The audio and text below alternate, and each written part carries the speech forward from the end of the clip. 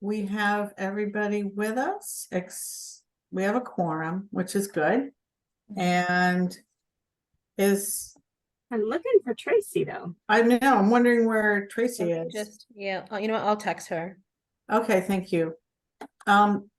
So look, there's a flag. So we Here's can the all, flag. we can say pledge allegiance to the flag. So I pledge allegiance to the flag Flag of the of the United United States of America and to the republic for which it stands, one nation, under God, indivisible, with with liberty and justice all. for all. Thank you. We're a little out of our Zoom meeting habits, aren't we?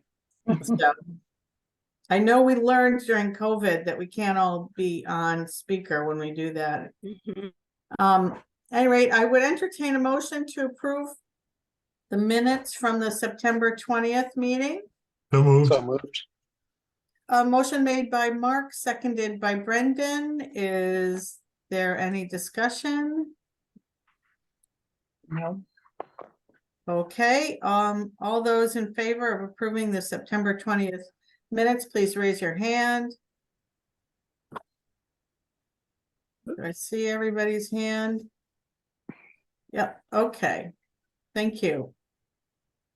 Any abstentions or no votes?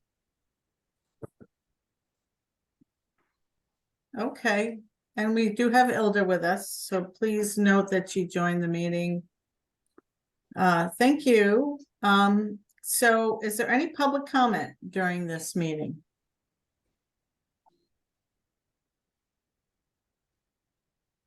Okay, nobody signed up to give public comment. I don't have anything to report as board chair, the thing except to, actually what I was going to talk about is the retreat.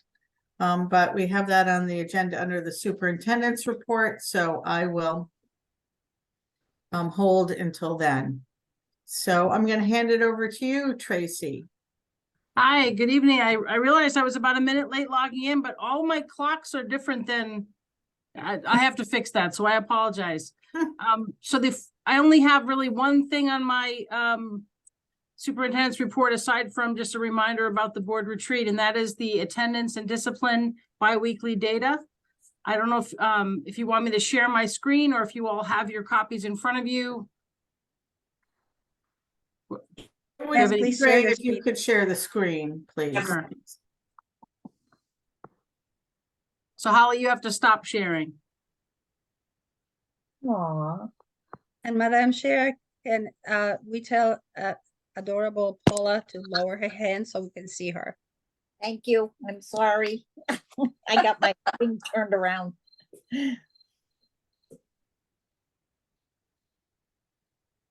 All right. So first we'll take a look at the attendance rates.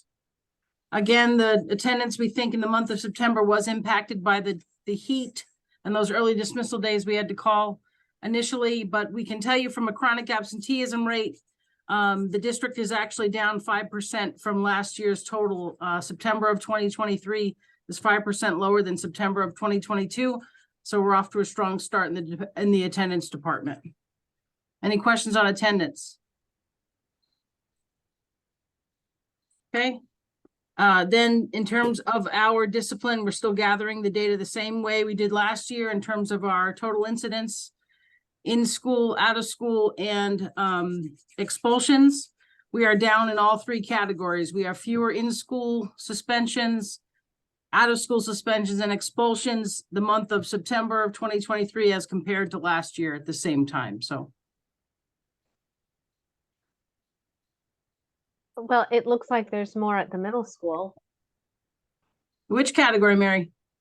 Out of school. Total incidents in school, out of school, and I can't see expulsions with the way the screen is. I mean, am I looking at it wrong? So there are more incidents at the middle school, but there are actually fewer district-wide incidents in school, out of school.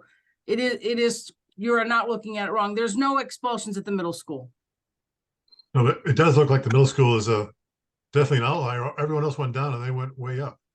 So one of the things in the middle school that they're trying to take care of is they have some examples of physical aggression happening. So they're trying to make sure the students that are exhibiting physical aggression receive appropriate consequences so that they can extinguish that behavior and not have to deal with it all year. They've actually said that if the board would like them to attend meetings to discuss some of the things they're doing and trying to establish in terms of positive school climate, they'd be happy to attend. So I'm happy to set that up, have them speak directly to the board about some of the things that are happening. There's a lot of really positive things happening there. It is middle school, and traditionally, as you know, there are going to be more behaviors in the middle school than our elementary schools, for example.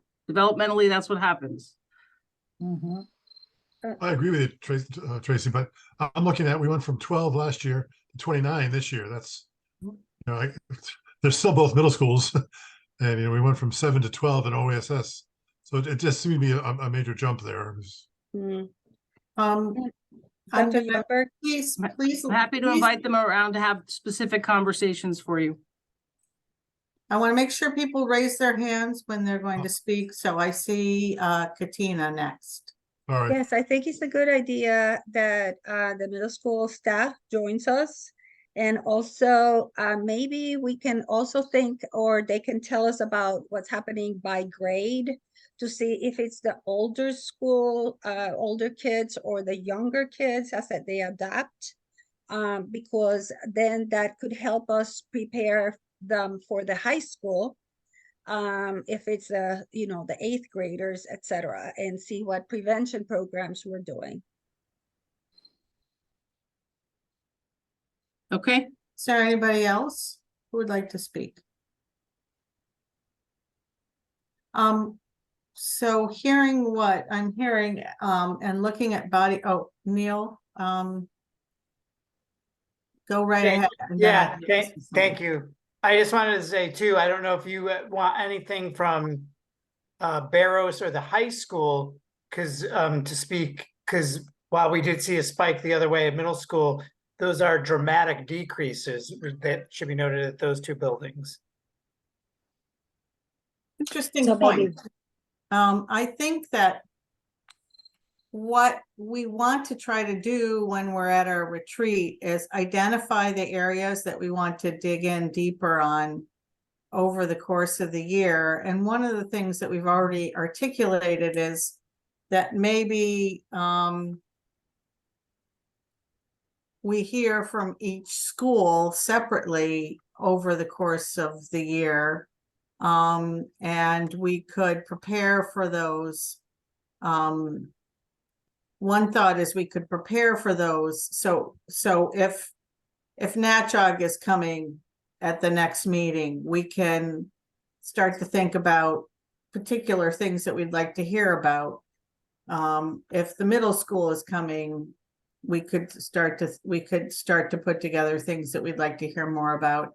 Because if we're going to hear from, or the other option for us to consider is having conversations not about having conversations about each school, but having separate conversations with key school leaders about discipline and school climate.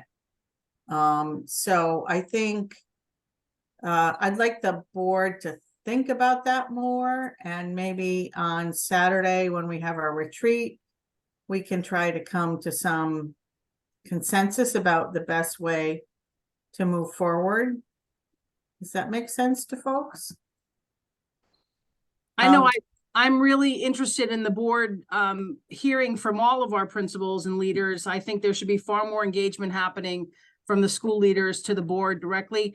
I know there's been some concerns about the amount of time it takes, but I think it's time worth spending. So I'm on board for however the board wants to get my leaders in front of them. I think there also should be obviously school climate, discipline, attendance, and student achievement. They need to own their data. So I'm all around, all for that, having that happen on a regular basis. Yeah, and I don't think there's one size fits all though. So I'd like us to think as a board about what we need to dig into deeper when we do have the school leaders with us.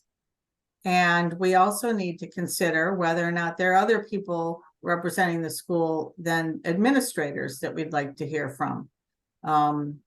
Like school governance council or whatever. So I think we've already agreed as a board, if I recall correctly, that we want to hear from each school separately throughout the year, but we don't want it all in one. We don't want 3 schools to come in one night. We want to have time to dig into things. And I think that there may be some different issues. That's all I'm suggesting. Okay. So just so everybody knows, there's 9 buildings if you include our alternative high school. So it'll take us nearly the school year to get through if you go one, you know, use one workshop a month, that it'll take us a long time to get through. Yeah, we could also have special meetings if we need to. Okay. So we should think about that and come to some agreement about how we want to move forward. Does that make sense to the board? Yes. Okay, great. Thank you, everybody. And then Tracy, you wanted to talk about the retreat? The only other thing was just to remind everyone that the retreat is Saturday morning, starts at 8:30. Part of the retreat is a tour of Windham High School. In the board packet, we just reminded folks to wear comfortable shoes, preferably no open-toed shoes, because there are portions of the high school that we'll be walking through that are still under construction. I also want to remind everybody that this has been on our calendars for quite a while now, and we agreed to this date. And it is a full day meeting. It starts at 8:30, I think, and goes until 4:30. Depending on how long our discussions go, we might end sooner. But I really hope that everybody will endeavor to be there the full time. And now a couple of people have reached out to me and said, oh, they need to leave at a certain time. But I encourage you to look at the agenda, because if you leave early, you will be missing some key parts of discussion that day. And although the retreat is never designed to make decisions, it's designed for us to dig deeper into some things that are important to us. We can't go back and recreate that discussion if you missed it. So I really hope the board members will do their best to be there for the full day. We changed our schedule to not have it be a 2-day event because that wasn't working for folks. So we're going to be squeezing a lot into one day, and I hope everybody will come. Listen, it's my husband's birthday. I'm giving up the day with my husband to be there. So like, it's a sacrifice for us all to give up a Saturday, but I really hope people will shift their schedules if they have to leave early. Take a look at that agenda. If you don't want to miss out on the discussion about elementary school consolidation, or something that the board decided that we wanted to work on, which was board engagement with the community. If you leave mid-afternoon, you're going to miss those. So I really want to make sure people do everything they can to be there for as much of the day as possible. Lynn, let me know if you need us to rework the timing of things to help out in any way. Because we can do I'm that. not trying to give people a pass so that we have to understood. rearrange everything. Got it. So, you've seen the agenda before, and I haven't had people complain to me about the agenda or make suggestions about the agenda. But if you want to talk about anything offline, feel free to reach out to me. And one of the things we're going to be talking about is our board self-evaluation. And there are still 2 board members who have not given me their self-evaluation forms. And I have to be able to compile all that information before Saturday morning. So I hope everybody will get me their forms. Thank you. And thank you to those of you who did. And the tour is gonna be fun. So, remember to wear closed toe shoes for the tour. It's a requirement. You can't be walking around on the campus with sandals. I think I read that in the instructions, correct? Yeah, okay. Great. Do we have to wear helmets? We didn't actually give hard hats last time. They're not taking you any place, you know, where you'd need a hard hat, but I still have my helmet and vest from Barrows.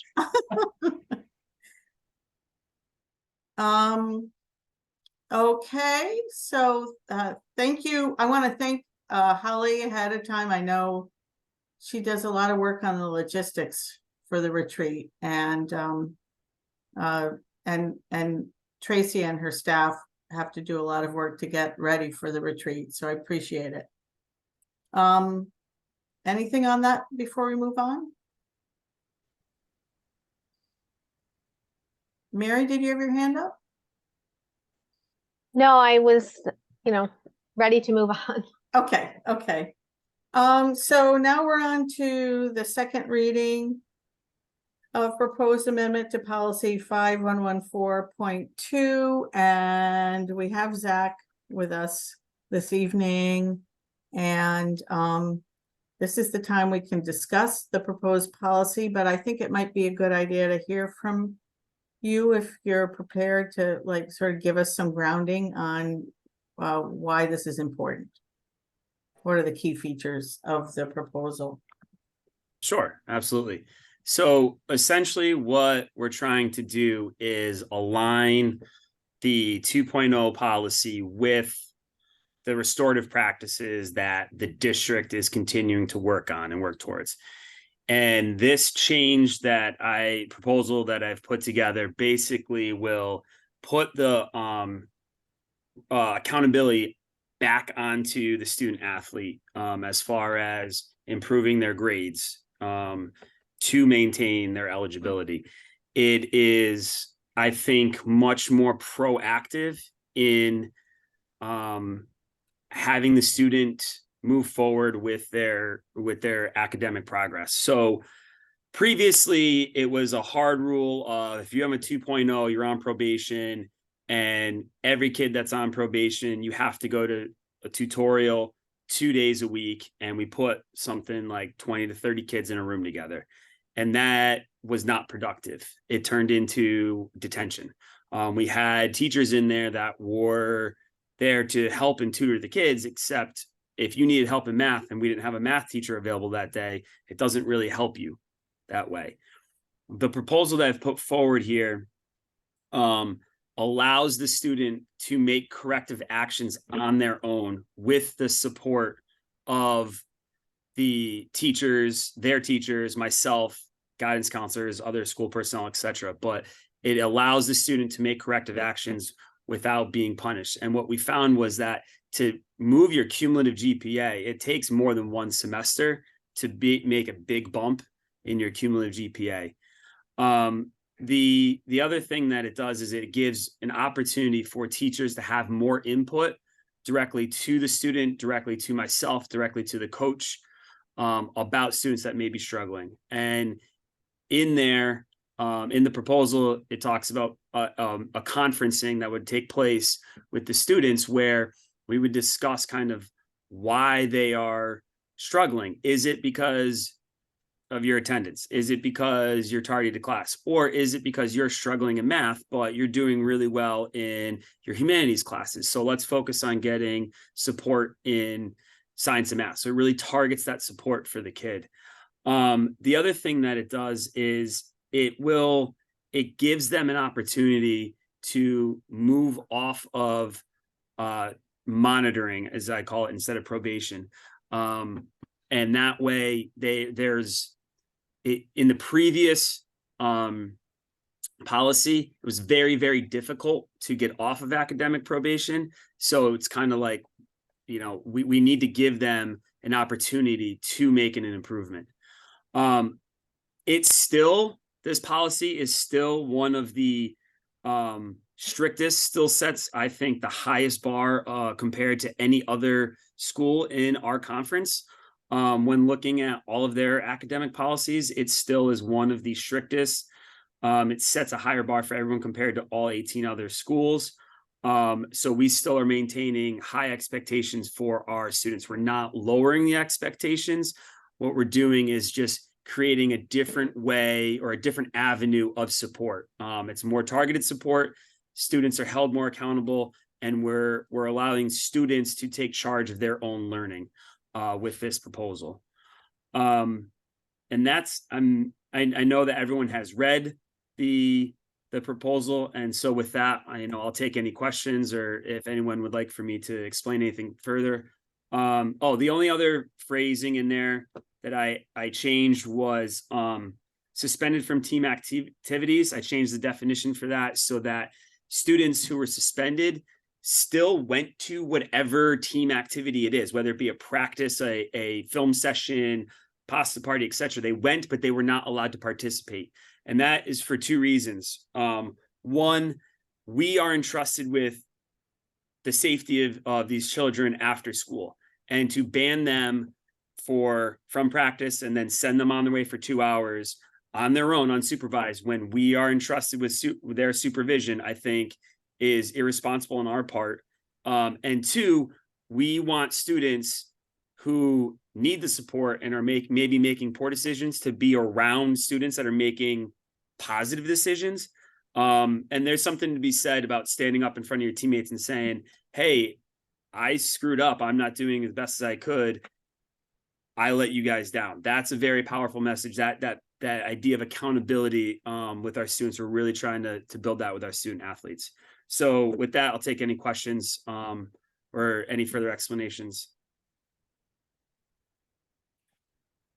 Anybody, I see Katina, you have your hand up, and then Mark. Yes, just to comment that I think this is really a good change. Really, really a good change. It makes the student self responsible. It's moving them into adulthood, is keeping them accountable in a very positive way. So I am for this policy. Thank you.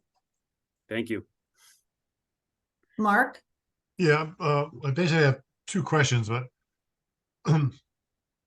I will support the proposal, the policy as it's written, but I'd like to see some follow-up with the principal maybe, or Zach maybe in 3 months or so, because I still am concerned. I see we didn't do anything with the vice principals, or I'm really concerned with the fact that we're tying up a district level administrator, the assistant superintendent for teaching, at a local, at a school level.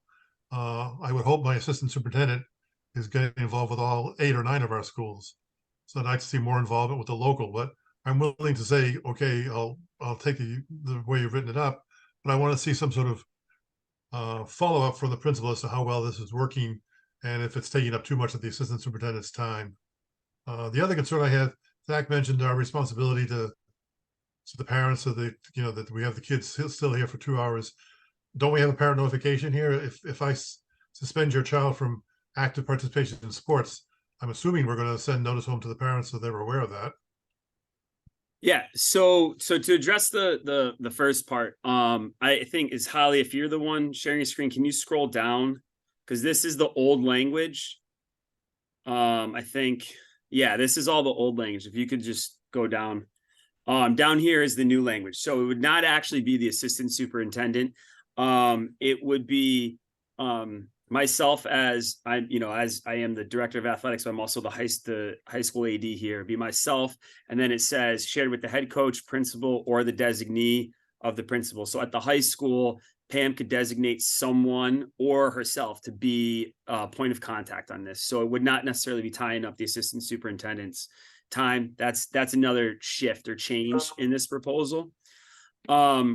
And yes, there is parent notification that goes home as far as suspension from team activities.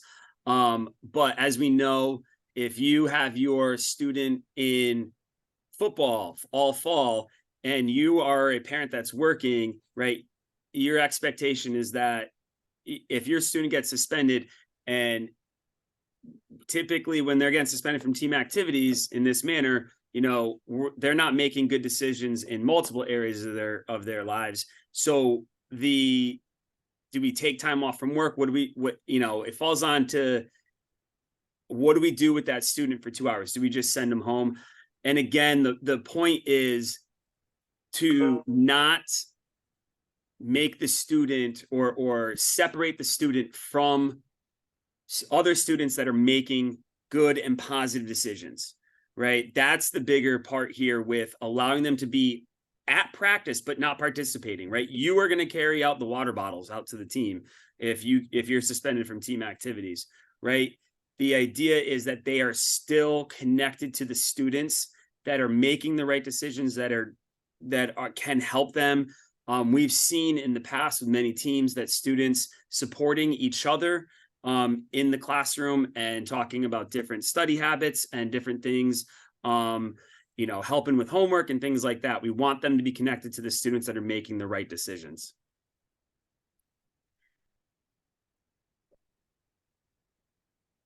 Okay, well, thank you. I understood that, but I just want to make sure that we're having notifications to the parents. Absolutely. Yeah. Keeping them involved.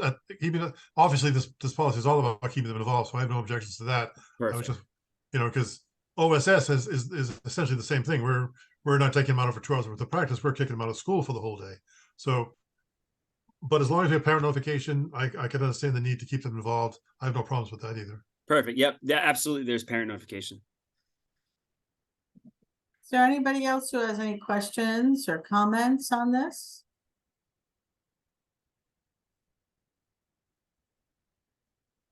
Okay, I think we very much appreciate you being able to be with us tonight and dig a little deeper into that for the second reading. And if there's nothing else, we're going to move on to action. And I would entertain a motion for approval of amendment to policy 5114-2, athletic suspensions. So moved. Motion made by Paula, is that? Yes. And seconded by By Brendan. Ilda. Sorry, Ilda, I heard Brendan first, so. Any further discussion? All those in favor, please indicate by raising your hand. Lynn, I just wanted to say, somebody told me that in Zoom meetings, you're supposed to do a roll call, and that just You're came to me. absolutely right. I think you're right. We're out of Yes. practice. Yeah, thank you, Mary. So why don't we take a roll call? Holly?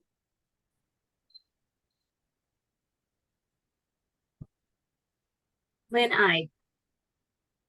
Yes. Paula Haney, Yes. Alicia Rivera,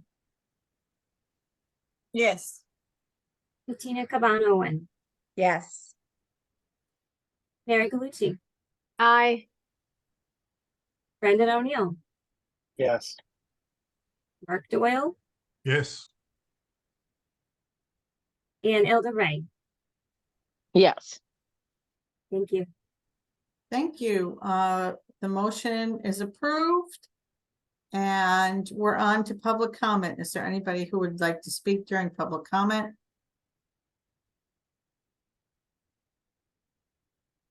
Okay, seeing none, I'd entertain a motion to adjourn at 7:29. I move, we move. Thank you, Brendan. Thank you, everybody. We'll Have a see nice you everyone on on Saturday. Saturday. Take care. Bye. Good night. Bye.